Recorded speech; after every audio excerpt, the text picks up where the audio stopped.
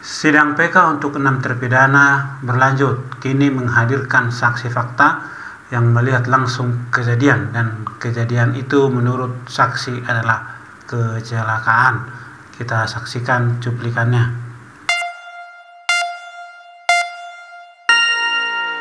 Saya sekitar duduk di situ sekitar 10 menitan, baru ada orang dari arah yang dari sana itu, Indomaret itu lagi kok naik motor seneng-seneng gitu, kenceng kan gitu. Nah, setelah itu dia oleng di situ, pas antara saya duduk di situ motornya terpleset ngesrek ke depan, itu orangnya terpental ke tiang, yang laki, yang perempuan ke trotoar gitu. Berapa jarak jauh dari tempat duduk saudara dengan tempat kejadian motor itu? Lebih kurang antara 25 sampai 30 meter. 25 sampai 30 meter dari ya? tempat duduk. Jadi saudara saksi melihat dengan jelas peristiwa itu ya? Melihat dengan mata kepala saya dan bisa saya pertanggungjawabkan dunia dan akhirat. Lalu saudara di sana sesudah kejadian kecelakaan itu apa yang saudara lakukan selain menyuruh orang untuk melaporkan ke polisi? Saya tidak melakukan apa-apa karena satu, saya bukan orang situ. Yang kedua, saya juga tidak kenal sama kawan-kawan yang di situ ya. Itu tadi nunggu ada, terus setelah orang itu jalan yang saya suruh tadi, ada orang naik motor lawan arah, boncengan gitu. Nah, sampai situ, terus gak lama dari situ sekitar 20 menitan lah polisi datang. Oke, saudara melihat gak di belakang motor yang kecelakaan itu ada motor lain yang kebut-kebutan mengejar? Tidak ada. Tidak ada? Tidak ada. Yang ngejar motor ini yang kecelakaan? Tidak ada sama sekali? Tidak ada. Saudara lihat ada polisi yang datang lalu menutupi tubuh korban perempuan? Saya tidak lihat kalau itu. Tidak lihat, saya ya? ingat saya jaketnya diikat di. Lihat diiketin ya? Ya, diikat di pinggang. Saudara lihat yang perempuannya, yang korban perempuannya, yang saudara bilang masih hidup? Ya lihat, saya Dia menjerit apa? Masih ada suara. Ya masih Allah, ada suara ya? gitu. Terdengar jelas ya? Ya, terdengar, bukan saya aja yang di situ ya, mungkin mendengar. Saya ingin bertanya, apakah posisi dia pakai rok atau pakai celana? Pakai celana pendek. Pakai celana pendek. Iya. Jadi tidak roknya tersingkap, tidak ya? Nggak ada. Nggak ada ya? Nggak ada. Oh, berarti kalau ada yang bersaksi itu ada sulap lagi berarti ya? Wah, itu nggak benar itu. Ya. Jadi tidak melihat ya ada rok tersingkap? Tidak ada. Tidak ada. Tidak ada. Jadi yang saudara lihat itu kecelakaan tunggal ya? Iya. Ya, ini untuk kita mengetahui karena peristiwa ini ada yang mengatakan ada pembunuhan dan sebagainya. Ternyata saudara saksi melihat sendiri bahwa itu kecelakaan tunggal. Iya. Oke. Selama ini setelah kejadian saudara saksikan, saudara saksi berada di mana? Ya, saya meneruskan perjalanan saya. Sebagai musafir. Iya. Nah, kenapa baru sekarang saudara tergugah untuk memberikan kesaksian? Kenapa tidak dari dulu-dulu? Ya, saya kan nggak ngerti kalau ini ada terjadi pembunuhan. Saya setelah tahu itu kan ada tayangan rakyat bersuara. Tahunya kapan? Ya, perkiraan antara bulan sebelum Agustus lah. Apakah ada yang menghubungi saudara atau saudara terpanggil sendiri? Iya, waktu itu kan saya terpanggil hati saya. Waktu ada tayangan itu kan di acara rakyat bersuara itu kan kelihatan tempat-tempat yang ditunjukkan di situ. Terus kalau tidak salah itu ada yang bekas tempat, kok ini kayak tempat yang saya duduk kan gitu. Kalau itu nggak pembunuhan kan gitu. Saya pas itu di Aiman itu kan ada cerita ya masalah ada yang pelorot itu, jadi saya langsung terpanggil. Wah, nggak bener ini, kata saya gitu. Oh, jadi berdasarkan panggilan hati saudara, Iya, bahwa pemberitaan selama ini tidak benar. ya betul. Jadi saudara mau bersaksi sekarang.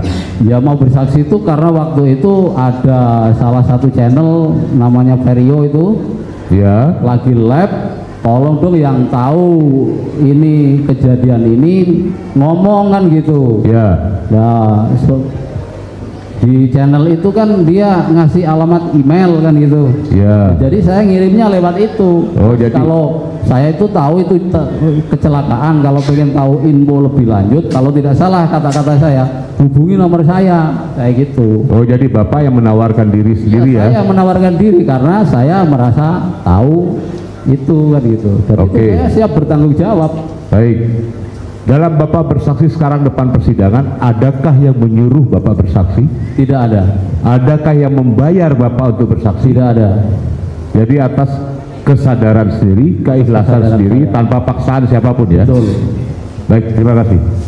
Kita telah mendengar kesaksian dari saksi fakta ini. Ada beberapa hal yang terbantahkan dari kesaksian daripada dia.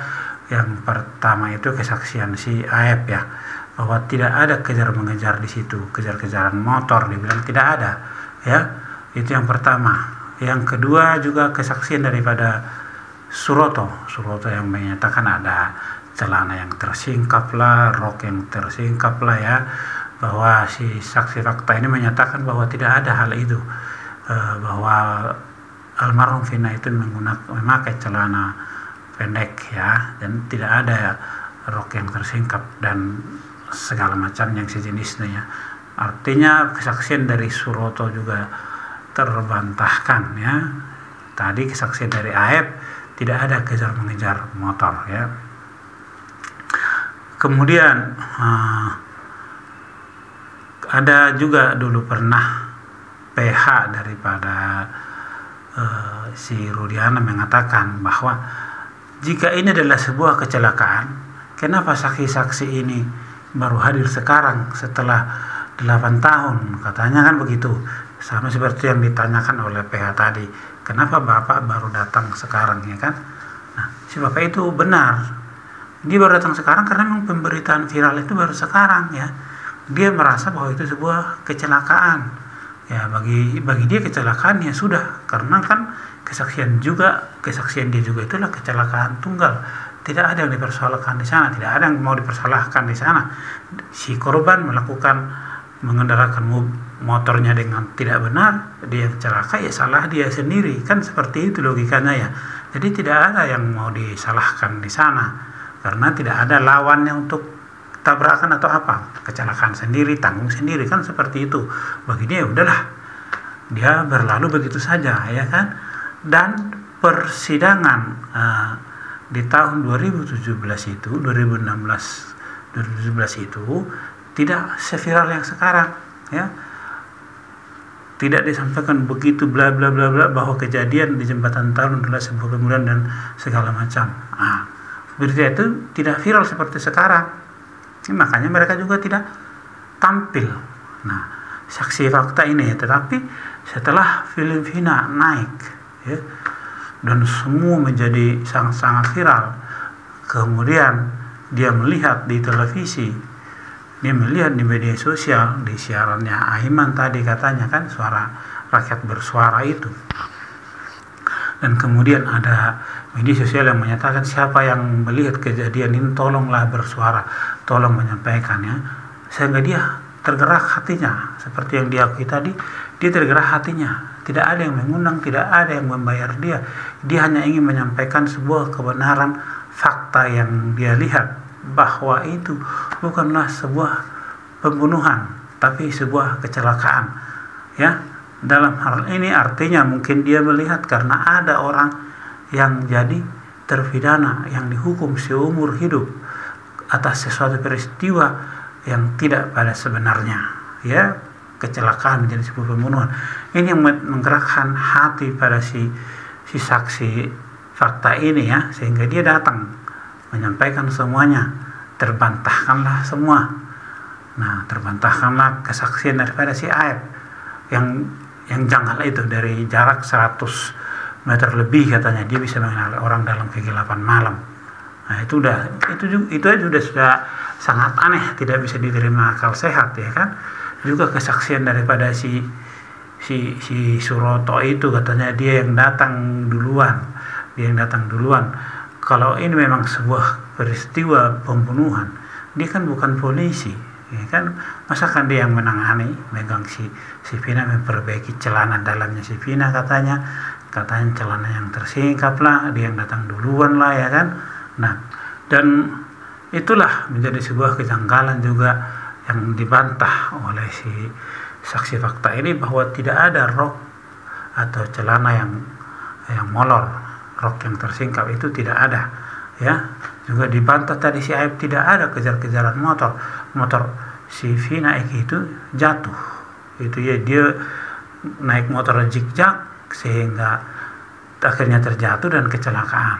Nah, ya, kemudian dia jelaskan bahwa kepala daripada si Eki itu kena tiang, kepala bagian belakang, karena memang ini juga terjadi pendarahan, kena benda tumpul katanya, kan begitu.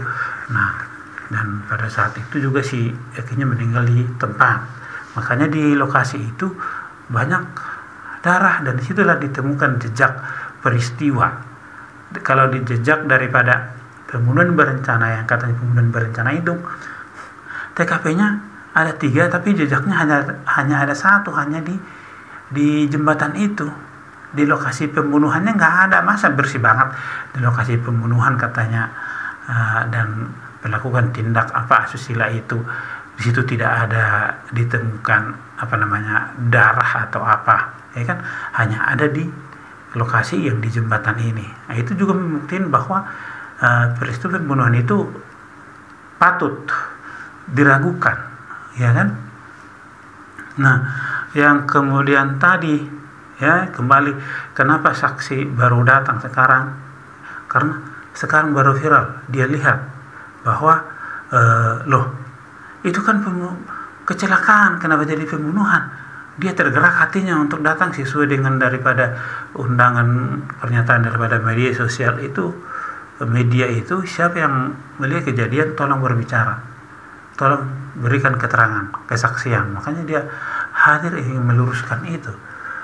Dan PH tadi menanyakan apakah Anda ada dibayar atau tidak. Dinyatakan dia tidak dibayar, dia datang dengan ikhlas, dia datang dengan tulus untuk menceritakan semua peristiwa itu, bahwa itu adalah sebuah kecelakaan, ya. Jadi menurut logika saya, hal peristiwa ini yang bisa saya terima, ya, yang bisa saya terima adalah logika yang bisa saya terima. Apa yang dinyatakan oleh pada saksi fakta ini lebih bisa saya terima daripada tindakan pembunuhan berencana itu, ya. Kalau ditanya buktinya apa, ya ini mereka sudah sampaikan semua buktinya, ya. Para saksi sudah menyampaikan semua kesaksiannya, saksi fakta ini yang melihat peristiwa, ya. Karena yang melihat peristiwa pembunuhan juga tidak ada, nggak ada yang melihat peristiwa pembunuhan. Aib hanya melihat kejar-kejaran, dan dia juga melihat dalam jarak 100 meter lebih, bahkan 120 meter katanya, di malam hari. Dan ini masih dipertahankan sampai hari ini, kesaksian si Aib ini.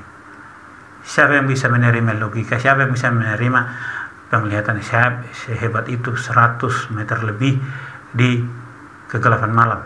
Dan Dede sendiri sudah membantah itu. Sehebat apa si Aib? Di siang hari aja mungkin kita tidak bisa mengenal orang dengan jarak 100 meter lebih.